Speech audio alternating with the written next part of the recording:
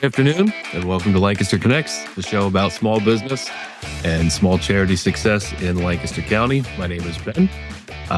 Flying solo today.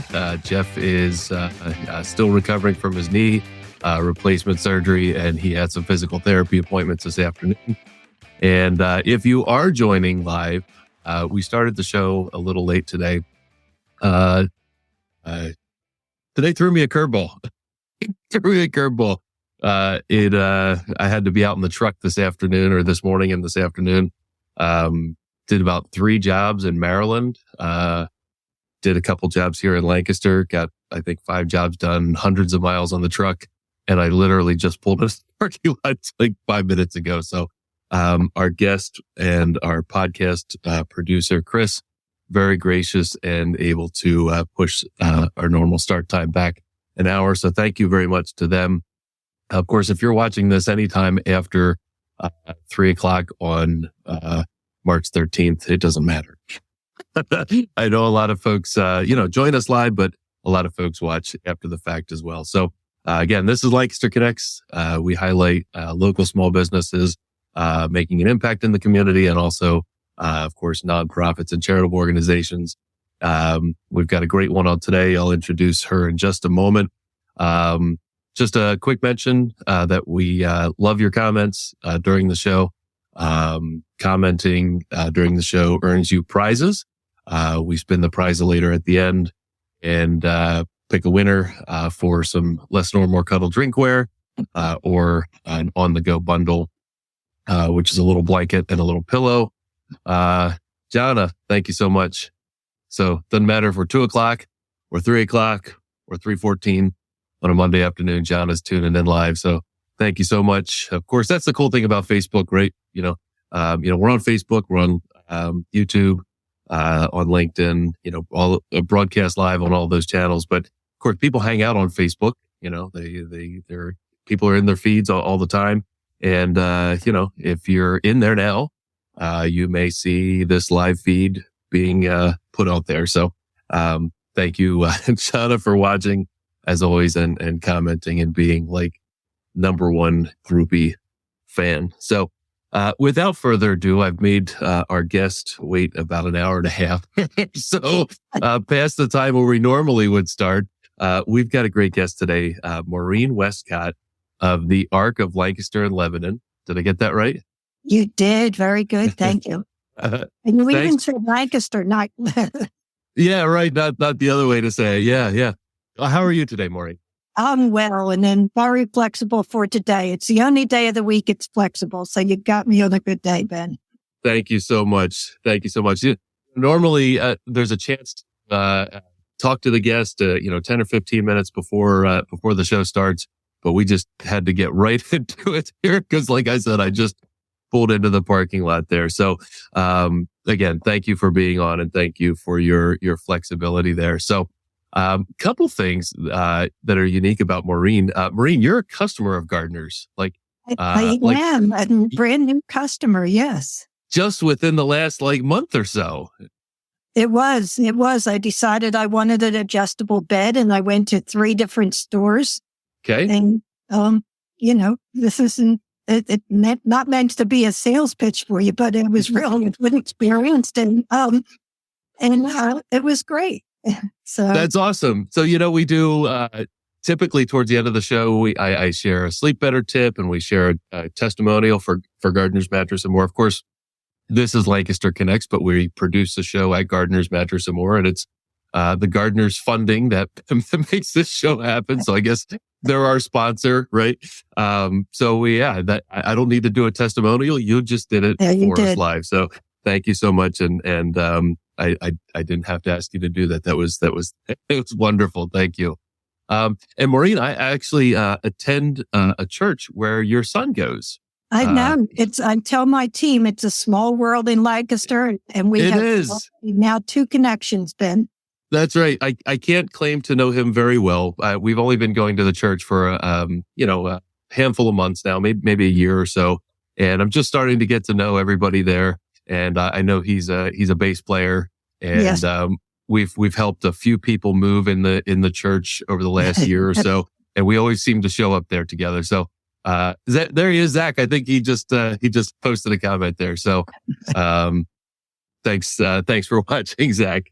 I talked to Zach a little bit about the show yesterday. So, Maureen, I think we'll jump right into it. You're here to talk about what the Arc of Lancaster and Lebanon does and who you are. So let's jump into that. What is the mission and purpose of the Arc of Lancaster? Our mission and our focus is intellectual disability and autism. The disability world is divided because of the funding. The diagnosis determines the rules and regulations of the funding. So our world is intellectual disability and autism is where we go. And our mission is to empower people with intellectual disability and autism to lead lives of their choice. And so what we do is we navigate, we collaborate, we advocate, any more eights we need on what we do to help them understand the very complicated Medicaid system and how to how to get into that system. And then once you're into it, how to navigate through it. So how does someone find the Arc of Lancaster? Are they referred to you? Would they, search online and find you? Like, how would somebody find the services of Arc of Lancaster? Well, the ARC is a national organization with a statewide presence and then local chapters that are by county. So our chapter is Lancaster and Lebanon County. We cover the two counties. And people do from an online search. They do it because a friend referred them. They do it because someone where they're receiving services will refer them to say, if you go into the county through supports coordination and there's an issue, they'll go through they'll say, hey, why don't you call the ARC? You need some training on this, or they'll have resources for you. And we're brought in from a lot. But honestly, and the way I appreciate you doing this, Ben, is because so many people said, I never heard of the ARC. I wish I knew about it because I had an area you could have helped me if I only would have known to reach out. But yeah, we're busy. So people are hearing of us. That's great. It kind of is related to the guest we had last week, from, oh gosh, I just had it in my head and I just went blank. I've been like, my head is just today. But we're, the services for, dementia and Alzheimer's, yes. Alzheimer's Association. Yes. And, she was saying a lot of people find them almost not too late, but like after the fact that they could have gotten help earlier. You know what I mean? And it sounds like the ARC is kind of the same thing. You want people to find you right away to have that education and have you help them navigate through developmental disabilities, correct? We do. And also because the funding is state funded. And so there is a huge waiting list of services. And so as we tell people, like I have a daughter that's 37 with an intellectual disability. And my daughter has services because of different reasons when she was younger. But we'll get parents contacting us that are 70 or 80 and saying, I need to think about when I pass away, what is the help for my son or daughter? And if we're looking at a 5-year waiting list for services, you really wish that you started that conversation when someone was in their 20s or 30s. Because just because you start the conversation does not mean you're going to be able to receive the services just because of it's underfunded by the state. Oh, right. Wow. Yeah, that's disappointing that it's underfunded, because it sounds like there's definitely a need, and a growing need there. And now even with that, Ben, just to finish that thought, it's not even underfunded. There is now a waiting list within a waiting list because the direct support professional crisis has meant, again, with state set rates, that people might have the ability to have a waiver, which is what it's called when you get the funding, but provider's not able to provide the services because they don't have the staffing support. A little bit like what you dealt with today, that, when you need staffing, and it's not because they're not good staff, but life happens to our team members, and people are waiting for services because the providers do not have openings to provide it because they can't find the staffing support to provide those services. Yeah. That's our role, where we help make that known to the community, and we help work through what can you do in the meantime. Right. Yeah, that makes sense. I know the ARC runs a ton of programs. You have a lot of different programs for those with intellectual disabilities and developmental disabilities. Can you pick 2 or 3 of these programs and maybe describe them in a little more detail for us? Sure. One of the things that we do is to talk about life planning. We have a program called Facing Forward, where we use life course tools. And the life course tools, actually on April 22nd, we're going to be having an all-day seminar workshop on this to talk about what we do. But that helps parents to say what makes a good life and what does not make a good life. And right now we're doing this one-on-one with some families once a month, but we're also, as I said, going to do that as an all-day Saturday seminar. We don't charge for our services. Everything we do is to come in. Families have enough, they do. We also do advocacy, where we come into the schools, and that we come in and we're there to support one-on-one with an IEP. If a student has an individual education plan, we can come in and help advocate for that. We run a self-advocate group, and adults with disabilities have nationally been asked to be called self-advocates. So our wages group is an empowerment group to teach them how to speak up for themselves, to bring topics like nutrition or fitness, setting goals. We bring all that. And we have a sibling group, because sibs with disabilities many times feel like they're left out. There's so much that you have to do with the sibling with the disabilities. So we just have a really fun, wild time here that the siblings come in and do crafts and food and snacks and discussion. Where is your office? We are in Lidditz, because we're both Lancaster and Lebanon. Lidditz is halfway between. So we're out by the sheets there on Airport Road, which is really nice. Perfect location. You can see our swoosh and our branding from the road. And that's important, Yeah, I'll have to look out for it. You're right off of 501, I guess, or yes, right in that area? 501 on Airport Road. Yes. Yeah. That's great. Yeah, that's perfect placement right between Lebanon and Lancaster. It is. Kind of right in the middle there. So how many staff members do you have at the facility? There's just the 4 of us. We have Dana that's up front, Dana Henry, and she's the administrative, do everything to connect us all, answer the phone and do the data entry, help out in all of our programs. Amy Austin is our program manager, and she runs all the programs. So it's her responsibility to figure out the crafts for the kids and to come up with the guest speakers for the wages. And just to confuse me, they have Amy Fisher, has to, because, and so I'm always, it's like, no, you mean the other Amy.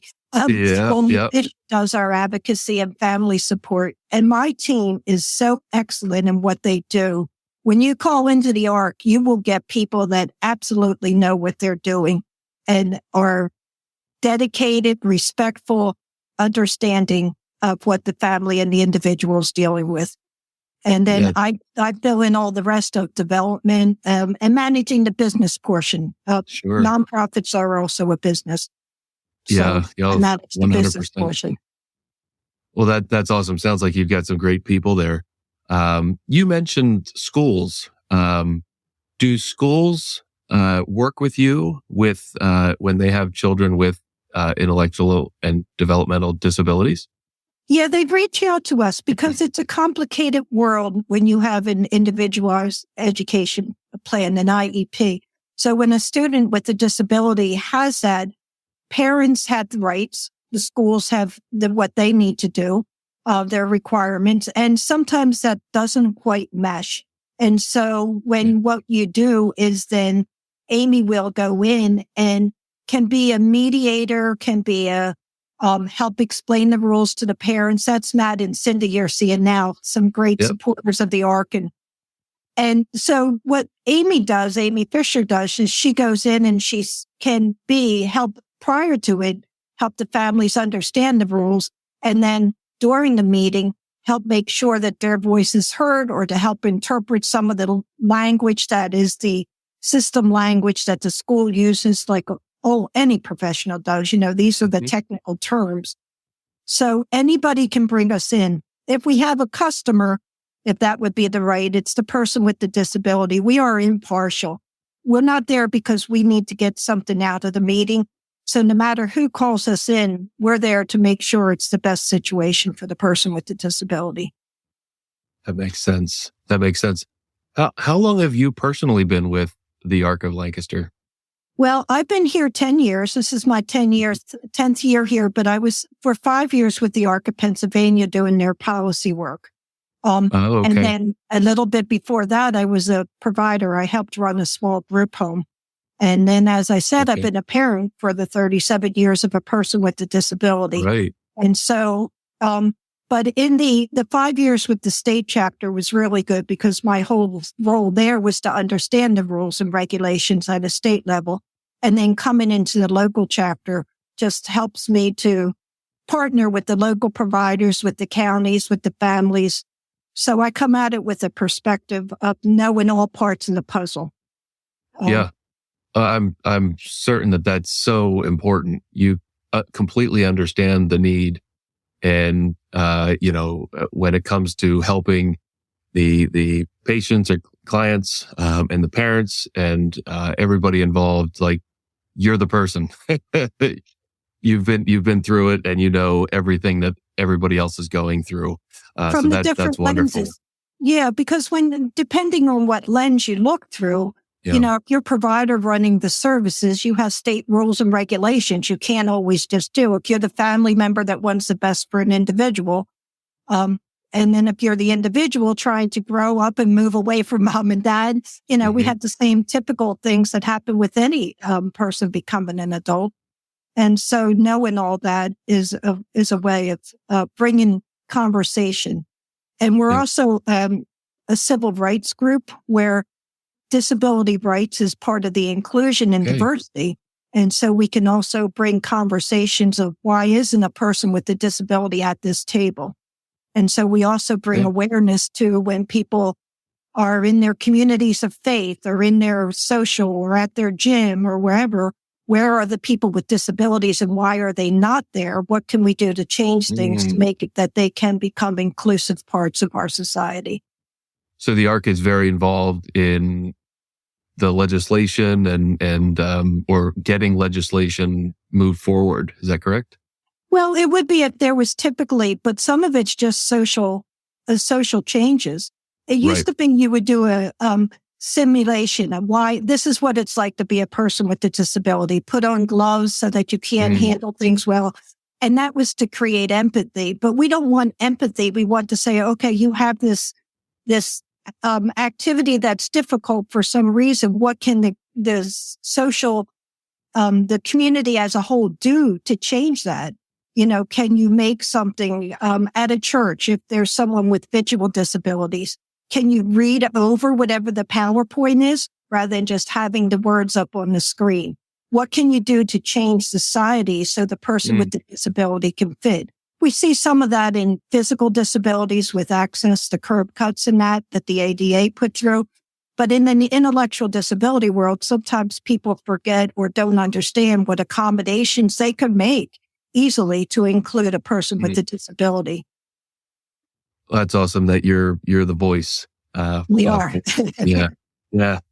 A couple things. You mentioned, I think it was the wages program. Is that the program where the ARC is helping those looking to get into the workforce? It also does that too. We are not a provider of services, so we don't do the job coaching, but we'll talk to them in that group about, okay, if you have a situation, would you talk to your boss or how do you speak up to your boss about a situation? How do you bring forward the fact that you're having some conflicts with another team member? What do you do about it? So that's an empowerment type of group. But last year we did do employment where we went through an employment curriculum. But we can also help them understand who does the job coaching. How do you get the funding for that? What happens if there's not a job coach? How do you find a job? How do you just act on a job? And just all that is part of what we do in that group. That's great. That's great. You have classes going on all the time? We do trainings. Yeah. We do training. Okay, trainings. Yes. That's another thing that we do. We train the community. Like we have one on Social Security, very complicated topic. So we have a man from Social Security coming to explain Social Security. We do it on guardianship. The ARC believes in limited guardianship, but what else can you do to support decision making without it going into guardianship? Or if you do need guardianship, how do you do that?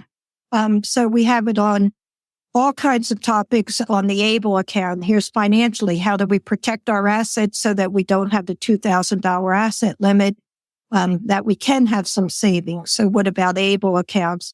What do we do with all the different areas that, what's a special needs trust? What do we do about that? We just bring in different experts on different fields, and we run trainings to help people. Medicare Advantage plan. Should I join a Medicare Advantage plan?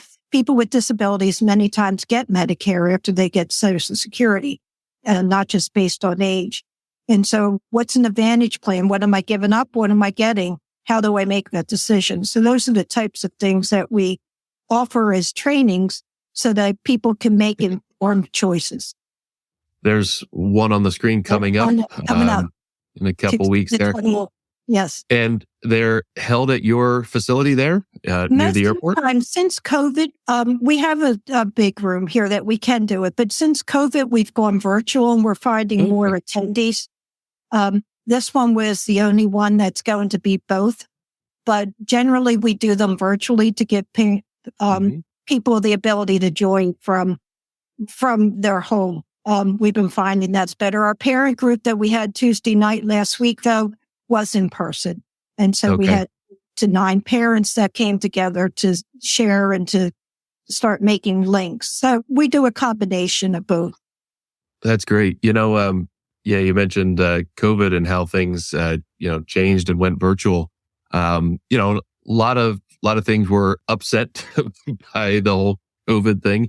And, when things went virtual, that was the only option for most things. But when you think about it, it's like, from your standpoint, you've actually benefited from the fact that virtual classes are better attended, and the people that attend the meetings, we're all busy lives, and sometimes it's just you don't have time to drive home, right? But you can log on at, well, of course I couldn't log on at 2:00 today, but most of the time, you can just log on at your meeting time at 7 or 8 o'clock, whatever it is, and spend your hour on the computer, and it's a very efficient use of time for everybody involved. So, that's great. Do you ask people to register? I guess you do, because you have to send out the links. We do. And we don't promote a Zoom link, but we found families prefer to use Zoom rather than Teams when they go onto these. And we don't want to promote the Zoom link publicly.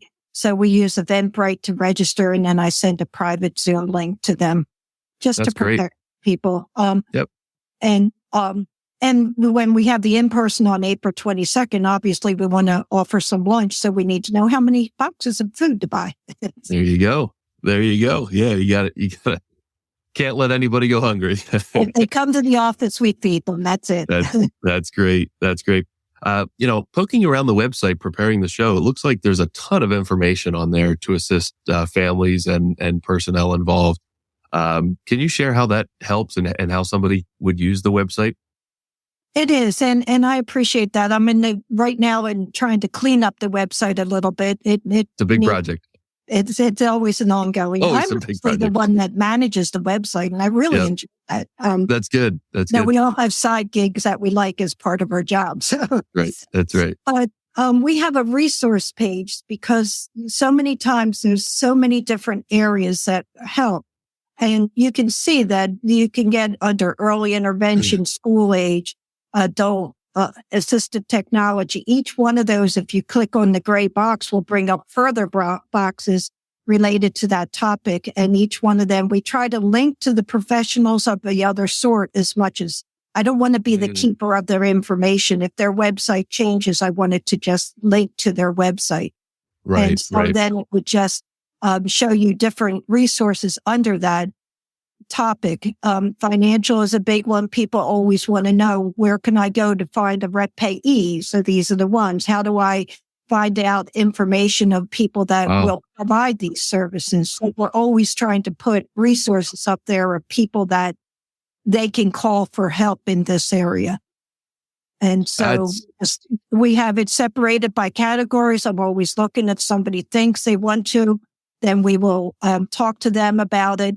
Legal is a big one. There's a lot of guardianship that way. So then it's like, okay, here's just how you can find this. Go find these people. There are people that we have worked with in the past or that we have met that we just try it. And if it's somebody's listening that would like to be listed as a resource, then they just reach out to me and I'll talk to them. I try to make sure that it's something that is a good experience for somebody. Now, was the ARC of Lancaster or the ARC of Pennsylvania around when your daughter was growing up? Did you have this as a resource? No, I didn't. And the ARCs were around, but I didn't know it. And so my daughter missed a lot of resources that would have been helpful to her. Right. That's why we want to get the word out. It was there. The ARC of Chester County, where we were, is a long-term place that does wonderful things. Each ARC chapter does a little bit different in what they do. They're each their own business, if you would. But no, we came late to the game. And until I actually started working for the state chapter, I didn't know the breadth of what an ARC can do for an individual. And so that's why we want to just let people know we're here. And if it's not us, we're also a no wrong door. Like I said, our focus is intellectual disability and autism. But we don't want people to say, oh, I can't call the ARC. Call the ARC, and then we'll say, no, that's not us. That's not our area of expertise. Right. But try this group. That might get you closer to without going through 20 phone calls. Well, and that's so important. In the 2 years that we've been doing this podcast, we've talked to, this is episode 86. So we probably highlighted 50 or 60 nonprofits and charitable organizations. And, that's the thing. There are a lot of organizations are connected. And, I think the key for somebody going through whatever they're going through and they need, help, make that phone call. Because like you said, if you're not the organization that can help, you likely know who can help. And just simply, picking up the phone or visiting a website, doing a Google search. It's really never been easier to research information now compared to even, 10, 15 years ago. So, but I know like a lot of organizations, especially in Lancaster, they're just all connected. And, if you're looking for assistance for whatever it is and you contact one, you're likely going to get to the right place if who you're calling is not it. So that's fantastic that you're willing to help beyond what you're able to do. At the those ARC. agencies are there for their own expertise, and why would I try to do it? That's right. And they do the same. They'll refer back to us. Lancaster is a wealth of different social agencies. Absolutely. And so there's so much, like housing. We get called about housing, and there's such a low amount of affordable housing in Lancaster County and partly across Pennsylvania. So what do I do if I want to find housing? And so we could say, okay, here's some of the groups you can call about that. And that's the type of thing. Or I'm having a question with my medical assistants. Who do I call? Well, here's a place that might help, type of deal. Yep. That makes sense. So you've got an upcoming big event. It sounds like it's an annual gala. Is that what you? It is our gala and our auction. Yes. Okay. Yep. Tell us about that. What it is, when it is, how somebody can participate. The ARC does not charge for our services, and we do have a couple of contracts to underwrite our advocacy, but mainly over 50% of our funds are raised through fundraising donations. And so the gala and the auction is our largest one. And what it is, it's on May 6th at Bend Creek Country Club. The auction will open up the week prior for virtually. You don't have to be at the gala in order to participate in the auction. We are accepting auction donations if people want to donate something. We have sponsorships and advertisement for the program as ways of underwriting the cost of the auction. You can see some of our sponsors are on there now. And so this is a fun night. We do a gala a little different. We don't bring in national speakers. or big speakers. We have program participants come and that will share about what the ARC does. But it's a nice, fun night. Ben Creek, it's going to be good food. And we have the cash bar that's enjoyed by many. And, Sure. and the auction items are all there. And the people when we first started virtually with the auction, we thought, oh no, is that going to make everybody on their phone? But people are so engaged. Your phone dinged. Did you get outbid? Okay, now, oh, look, there's somebody outbidding me here. Who is it? It just creates a really fun evening, but it is our largest fundraiser, and we hope to raise about 25 or 30,000. So participation is critical. We have a wonderful board of directors at the ARC. Yep. They're raising, they're donating, they're inviting people to be at their table. Our sponsors get seats, because as they sponsor us, they get seats to the gala. We give seats to some program participants. It's $100 a seat, so we know that's not an area that everybody can do. But it is a fundraiser, so it is necessary to have that. But it's just a good night, and it's coming up, and we're in the middle of it right now planning. I'm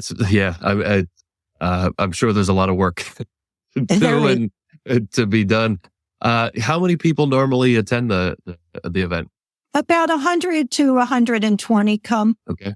It's good. And it's enough that and with the auction being not part of the gala too, we get a lot of support of people bidding on items. Like we just got somebody that will be donating some jewelry for us, some beautiful earrings and those types of things that come in every day. There's somebody dropping something off. And Dana should have it up and for people to start seeing items. I was going to ask if there were any cool gifts or cool items on the gala list there or the auction list. It opens in the end of April. So right now we're just gathering. I wanted to get enough before we opened it up, so it didn't matter. You only got 3 items. Right. Get about 40 items and of all prices, because once I had all high price, as I said, I've been here 10 years doing this, and somebody said I couldn't bid because everything went. And so we try to have some very low-end pricing too. Everybody wants the fun of bidding. And so it's not just all $500 and $5,000 options. We'll put a couple $10 or $15 gift certificates on there too. That's great. And what was the website where somebody could bid? If he could build, it's maybe Chris can put that up quick again. Oh, Chris can do anything. We'll wait for that. This is amazing. Yeah. There it is. And it's on our homepage. So if you go to arclankleb.org, it will be on our homepage, and it brings you to the auction site here. Yep. I see it there. The arclankleb.org. Yep. Right. There, he's got it on the screen. There's the BidPal site to get you right to the auction donation. The auction site, the gala site, excuse me. So obviously, supporting this is something we would encourage the Lancaster community to do. Do you need volunteers or anything for this sort of effort? Does the ARC need volunteers generally? Because there's multiple ways people can support organizations. Volunteering being another one.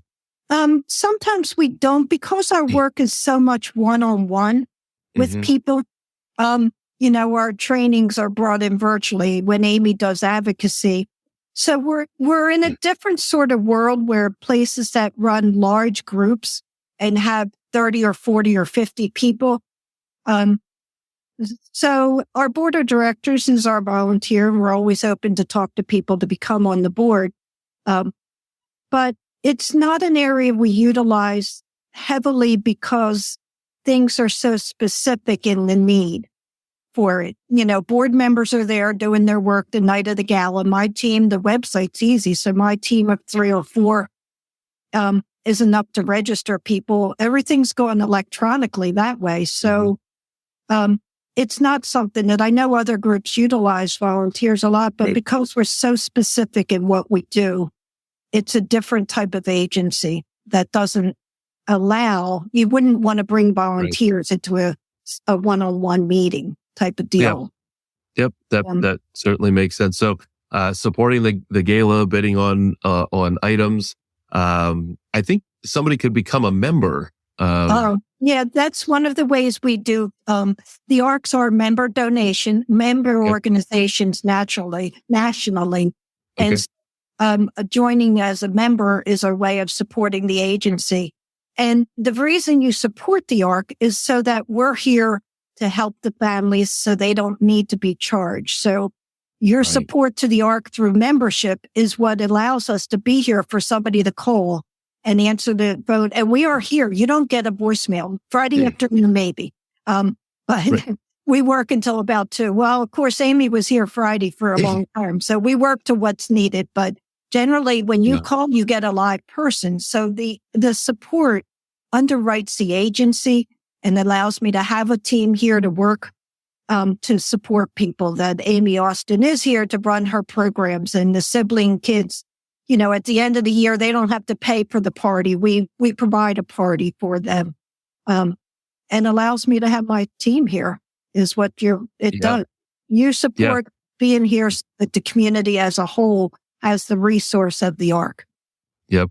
Organizations need funding to be able to affect the mission Yes. laid out. It's it's absolutely critical. I think there was another thing I saw on the website about vehicle donation. How does that work, and how can that Well, help? they just changed that up. And I have to look at that. It's through the ARC National, and they just switched their provider. So I have to get that and look at that. The way it has worked is if somebody has a car, they donate it to the ARC. So this site is not the right site right now. That's one of the ones that has to be changed. But they donated, and then the ARC National handles all that, and then we get a portion of the donation for that. Right. Okay. Yeah. That's cool. What's next for the ARC of Lancaster? Do you have we talked about the gala coming up, so I know you're planning that. Anything else that you're planning for, or adding to your services for, or anything like that? We are on a fiscal year, so we go July 1st to June 30th. So our year is winding down. So in the summer, I meet with my team and said, what works, what needs to be tweaked. So right now we only have about 2 more of our monthly meetings of what's coming up, April and May. June is our wrap up. So what's next is to say, what does the community need that we can provide that's not duplicating somebody else's efforts, and that can stay in with what we're doing, knowing that I only have 4 team members. And yes, we can add more staff, but then that's also increases your budget. But, we do good work what we're doing. So what's next is to just make sure that we're doing what the community needs us to do, that we're here staying with our mission of empowering people with intellectual disability and autism, and that we're here to provide the services to the community that the community needs. That's great. How many people do you impact on an annual basis? Just a rough figure. Yeah, it can be. If you look at Amy Fisher's calendar, it's like wall-to-wall meetings. So it depends on which one of us, but we can anywhere between up to about 300 people. And that could be one person one time, or it can be one person 30 times over the course of the year or more. Right. Which is always interesting when I have to get my stats to the funders to say, because it's a valid question. People want to know, are you doing with your money what we gave you in a way that impacts people? And so that is the difference, that sometimes we can meet with the same person, and we do. We don't just say, okay, we met with you once, we're done. But we work individually. And if you need us to be there have been times, we don't try not to do it a lot, but there have been times it could be every week a meeting for a while till we get the situations worked through with the team as a team. And there's other times we're on that call every month because there wants to do updates, a provider saying, okay, we're going to try a behavior plan. Let's see how it works, and we'll get back together. Sometimes it's a crisis and we have to be part of Adult Protective Services investigation as there's abuse that goes on. And sometimes it's just one time. Somebody calls, they need a resource. We give them the resource, and that helped them. We had a person call that they talked to us 5 years ago, and we helped them. Now life has changed. So we have a different situation now. Can you get back involved? So people come in and out of our lives depending on their needs. Wow. Well, you're doing unbelievable work there. I think it's fantastic. Everything that the ARC can offer those going through intellectual and developmental disabilities, and of course the providers that you help and the families and all of that. I mean, the website is an unbelievable resource. I'm kind of blown away of all the different links to all the different organizations that can be of assistance to those who need it. So that's fantastic. And often when we have nonprofits and charitable organizations on, Jeff and I will make a donation. So I saw on the gala page there's a section to click to donate. So we'll be sending you a donation on behalf of Lancaster Connection Gardeners. And I hope it helps a little bit. Yes, and that's why we don't put high end on things. We respect that people come from many different places. And even like during Extraordinary Give, somebody gives $10. We appreciate that. It all adds into it. And all funds come directly to our services. They're here to support our services. Yeah. We're, as I said, we run really lean with just the four of us and in our office here. And so we appreciate any level of donation that people give. It really is important to us that people know it's not just we have the high givers and everybody else is. Any amount is so appreciated and makes a difference in what we do. Yep. That's a great point. Yeah. We like I said, we talk about it all the time on the show with nonprofits and charitable organizations. And, sometimes people can support financially, but you don't need to feel like you need to hit a certain level of financial donation to make an impact. Like you said, a small amount goes a long way. Yes. So that's fantastic. Well, thank you so much for being on. We'll get to our Connection Cocktail here in a little bit. Connection Cocktail is just a way to get to know Maureen a little bit better and maybe the things that you like to do in Lancaster. Of course, we highlight charitable organizations and businesses and whatnot, but we also like to find out what people really like to do in Lancaster because that's cool too. So let's see. What is your favorite thing to do in Lancaster? Do you have one? Yeah, I well, not now because I'm annoyed with the weather. I'm glad to know it's now. We all are. Zach posted about 30 years ago in 93, we had that horrible snowstorm, but I love getting out on my bicycle and driving around in the trails that we have. I'm in Lidditz, so I'm right near the one trail, the opening to it and the rail trail that goes. So I start at mine and I can go all the way up to Effort if I'm so doing it. But, Lancaster is a good place to eat out and to do the trails. It's just a good outdoor area, to go to the parks and to sit. So that's a lot what I like to do, just to take the dog for a walk in the neighborhood. I happen to live in a neighborhood where I know my neighbors, and it's the first place I've ever, you walk up and down the street and I know everyone in the house. So, it's a good place. There's a great sense of community in Lancaster. I moved into a neighborhood. Actually, it's the neighborhood across the street from Life Church, where Zach and I go. And, I live in a little cul-de-sac and everybody knows everybody. We have little neighborhood parties. It's a really cool community, very welcoming and whatnot. So, the rail trails are great. We've done the Ephrata Lidditz one. Now, we started in Lidditz. We didn't get all the way to Ephrata, get small kids on bikes. They can't do miles and miles, but that is a nice, wide open, well-maintained trail. That's cool. So, annual event that you like to go to, and this can be self-serving.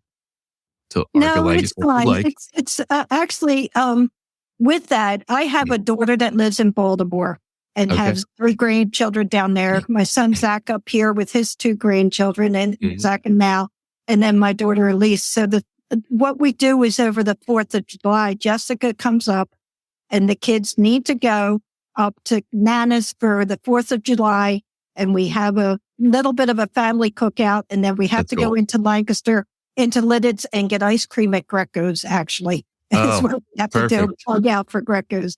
And then in the morning I have to go to Stouffer's and get the donuts. And so, there's some traditions that families Yep. have, and this area is good for that. And that's why living here is good for me, because I have family nearby. Yeah. I have family that's down in Chester County, and we've just Mhm. started a monthly breakfast. Whoever can come, because my family's huge. And so Yep. I'm one of 7 siblings. So lots of people. But That's awesome. that annual event of the 4th. Actually, the ARC's going to have, we were in the Halloween parade in Lidditz, and we're going to be in the 4th of July parade too, hopefully. That's cool. We just moved to the Lidditz area, a handful of years ago, and we've started to take advantage of some of the things that the cool community of Lancaster or Lidditz has to do. And the parades are always, a popular spot for the kids. There's all kinds of candy being thrown, and, a lot of neat floats, and of course the bands and whatnot. So that's cool. I love that your annual event is a family-based event. That's super, super cool. I love it. All right. So let's say you're bringing in, last question, some of the folks in your extended family that live outside of the county, and you're bringing them into Lancaster. What do you like to show off about Lancaster or Lidditz? Or, is there some place you like to take them, or something you like to show them about Lancaster? It's not so much showing them as the knowing why Lancaster's a good place to live. The diversity of Lancaster and communities of faith and restaurants, and the different groups that are out there that you can always find, the Longs Park music, or you can find, the Beer Fest or the Balloon Fest, or there's always something because as like you said, family's important to me because I come from such a large family. When bring them in, that there's so many different things of different ways that it's not just homogenous of one kind. And that diversity is important. To see, like my one sibling might go kayaking. Well, I don't like kayaking, but can we find kayaking and trails at the same time? And that type of thing. So, I just really appreciate there's so many things to pick from. Yeah. Yeah. There really is a diverse amount of options, to choose from, to do recrecreation or anything, shopping, entertainment in Lancaster. Lots of really cool things. I love eating out. Yep. So, that. A lot of great options there too. Well, Maureen, thank you so much. Of course, thank you for being a customer of Gardener's Mattress and More. We very much appreciate it, and I hope you're waking up happy every morning. Well, they've been sleeping through the night better, Ben. I mean, I never thought, actually, I noticed I'm more, at the age, it's common to get up in the middle of the night or not sleep so well. But honestly, I have been. So go plug it. Go get into that. That's great. You look very well rested. Thank you. So, thank you. Well, and thanks for so much for sharing about the ARC of Lancaster and Lebanon. And the great work that you're doing there. If anybody watching would like to learn more, the arclankleb.org. Did I get that right? It is. The ARC, is part of our name because, as you know, we don't use the word retarded, and it used to be the Association of Retarded Citizens, and that is not at all acceptable. Yep. But the ARC has a big history of social justice and education reform. And so families wanted to stay as ARC, so they made us the ARC. So that's why it's not an acronym. It is our heritage, and we want to keep that heritage of that. Yep, that makes sense. Well, thank you for sharing. Thanks for sharing all about the ARC. Good luck with your upcoming gala and auction. Like I said, we'll be making a donation, and I hope it blows last year's out of the water. Thank you so much for this. I've had fun. Thanks for making it so easy. It's been fun. Yeah. And so, this, of course, we're live now, but this is recorded, and you can watch it. You can share it on your social networks, and people can watch it on LancasterConnects.com, in perpetuity. So feel free to use, this interview as you wish. Thank you. Yep. Thanks, Maureen. Have a great day. You too. Yep. All right. Well, we're going to wrap up because it's 4:00 and I got to go pick up the kids. So we already did our testimonial earlier. Maureen bought a bed within the last month or so and said some nice things about gardeners. So we're using that as our testimonial. And glad she's waking up happy every morning. Sleep better tip. We're going to skip because we are out of time. I'm pushing Chris to the limit, I think. So we'll spin the prize later quick and we'll wrap up and look forward to next Monday's show. Got some great comments early on. Zach, Maureen's daughter, maybe he will win. Oh, there's Amy. Amy, longtime listener and fan and a frequent commenter. You can come into the store and grab your choice of gift, less normal kettle drinkware, or a little sleep bundle here, on the go bundle, pillow and blanket. Well, that's the show. Thank you for watching Lancaster Connects. Hope everybody has a great day, and we will look forward to connecting next time. Until the next connection, see you later.